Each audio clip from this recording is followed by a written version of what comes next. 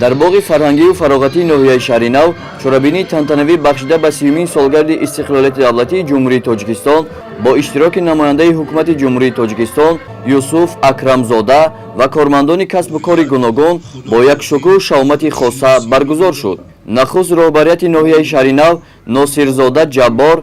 дар бораи дастовардҳоу пешравиҳо ва аз созандагии бунёдкориҳои дар 30 соли истиқлолият ба даст омада дар ноҳия суханронӣ намуда ҳамаи сокинони ноҳияро бо ин ҷашни муҳиму таърихӣ самимона муборакбод гуфта ба хонадони ҳар яки онҳо сулҳу амонӣ,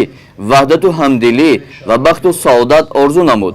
намояндаи ҳукумати ҷумҳурии Тоҷикистон Акрамзода Юсуф сокинони ноҳияи шаҳри навро аз номи асосгузори сулҳу ваҳдати миллӣ, пешвои миллат, президенти ҷумҳурии Тоҷикистон муҳтарам Эмомалӣ Раҳмон ва ҳукумати ҷумҳурии Тоҷикистон бахшида ба ҷашни 30-солагии истиқлолияти давлатии ҷумҳурии Тоҷикистон табрик намуда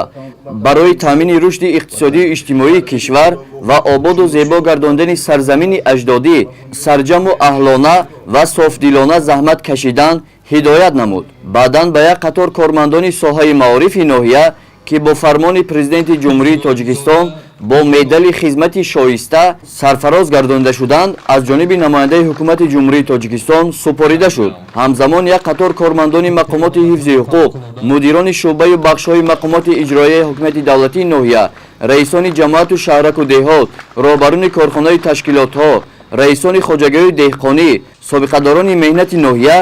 барои саҳми арзанда гузоштан дар амалӣ гардондани сиёсати созандаю бунёдкоронаи асосгузори сулҳу ваҳдати миллӣ, пешвои миллат, президенти ҷумҳурии Тоҷикистон муҳтарам Эмомалӣ Раҳмон бахшида ба 30-солагии истиқлолияти давлатии ҷумҳурии Тоҷикистон бо ифтихорномаи мақомоти иҷроияи ҳукумати давлатии ноҳияи шаҳри нав қадршиносӣ карда шуданд.